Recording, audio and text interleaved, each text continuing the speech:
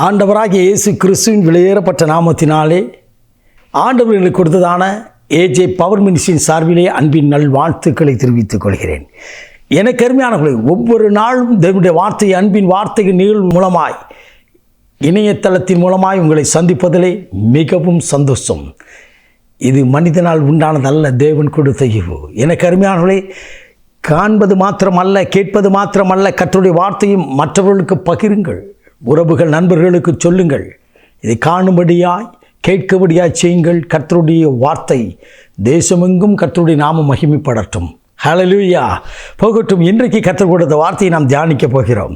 சங்கீத புத்தகத்தின் 105ஆம் அதிகாரம், திருப்பாடலின் புத்தகம் 105ஆம் அதிகாரம் 5வது திருவசனம்.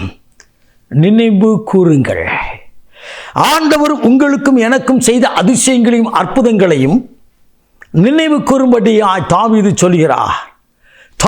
சொல்கிறார். ஆண்டவர் செய்த அற்புதங்களையும் அதிசயங்களையும் நியாய தீர்ப்புகளையும் நீதிகளையும் நினைவு கூறுங்கள். எத்தனையோ முறை உங்களையும் என்னையும் கர்த்தர் நடத்தினார், அதிசயமாய் நடத்தினார். தள்ளாடும் போது, தள்ளப்பட்ட பொழுதும், கைவிடப்பட்ட போதும், கலங்கி நின்ற போதும், வியாதிகள் வந்த போதும், ஏதோ ஒரு சூழ்நிலை என்னை சூழ்ந்து கொண்ட போதும் கர்த்தருடைய ஆவியானவர் உடனிருந்து பயணித்த பரிசுத்த ஆவியானவர் உங்களோடும் என்னோடும் இருந்து நடத்தினாரே, அதை நினைவு கூர்ந்து துதிக்க வேண்டும் என்று சொல்லி கர்த்தருடைய ஆவியானவர் சொல்கிறார். ஹல்லேலூயா.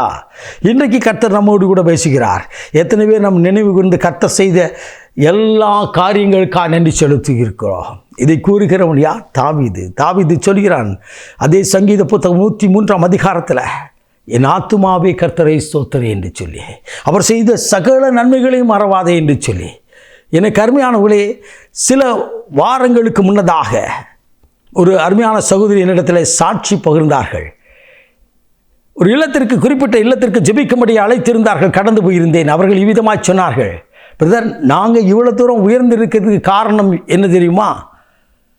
தேவன் செய்த எல்லா காரியங்களையும் நினைவு கூர்ந்து நன்றி பலி செலுத்தினோம். ஒவ்வொரு நாளும் கர்த்தர் செய்த காரியங்களை நான் மறந்ததே இல்லை.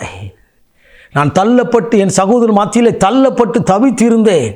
ஆனால் ஆண்டவரை மாத்திரம் கட்டியாய் பிடித்து கொண்டு அந்த சூழ்நிலையை அவர் பாதத்தில் நன்றி செலுத்தினேன் என்று சொன்னார். இன்றைக்கு எங்களை உயர்ந்த ஸ்தானத்திலே, என்னையும் எங்கள் பிள்ளைகளையும் உயர்ந்த ஸ்தானத்திலே வைத்திருக்கிறார் என்று சொன்னார். என்னை கேட்டுக்கொண்டிருக்கும் அன்பு சகோதரா, என் அன்பு சகோதரியே, என் அன்பான தாயே, தகப்பனே, கர்த்தருடைய ஆவியார் உங்களோடு கூட பேசுகிறார். எனக்கு அருமையானவர்களே, கர்த்தர் உங்களோடு கூட பேசுகிறார். கர்த்தருடைய ஆவியானவர் உங்களோடு கூட பேசுகிறார்.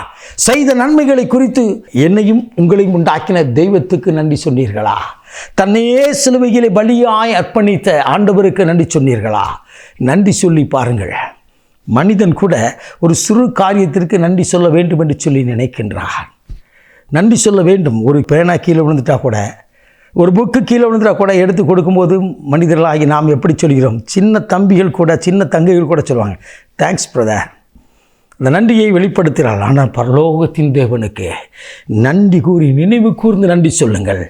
அப்படின்னா நினைவு கூறுங்கள் என்ன அர்த்தம்? ஜெபத்தில் நீங்கள் ஜெபிக்கும் போது எல்லா நன்மைகளை குறித்தும் நன்றி பலியாய் செலுத்தி பாருங்கள். கர்த்தர் உங்களையும் உங்கள் பிள்ளைகளையும் வார்த்திக்க பண்ணுவார். தாவீது இதைத்தான் செய்தார்.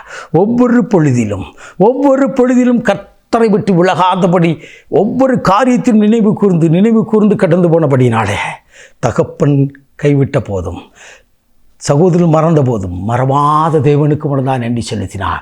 தேசத்தின் ராஜாவாய் தேவன் மாற்றினார். உங்களையும் என்னையும் அவர் உயர்த்தி ஆசீர்வதிக்க விரும்புகிறார்.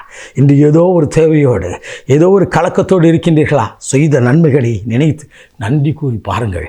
இன்றைக்கே தேவன் அத்தனை காரியத்தையும் நன்மைக்கு எதுவாய் நடத்துவாராக. ஹல்லேலூயா. நாம் ஜெபிப்போமா? இணைந்து ஜெபிப்போமா? மகா பரிசுத்தமுள்ள தகப்பனே, இந்த அற்புதமான வேலைக்காய் ஸ்தோத்திரிக்கிறோம்.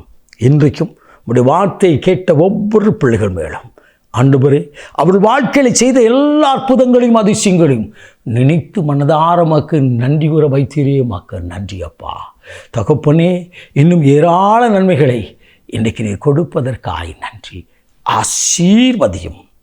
ஆசீர்வதியும் மற்றவர்கள் காணத்தக்கதாய் தேசத்திலும் திருச்சபையின் உயர்த்தி ஆசீர்வதியும். இயேசுவின் மூலம் பிதாவே, ஆமென். ஆமேன். God bless you.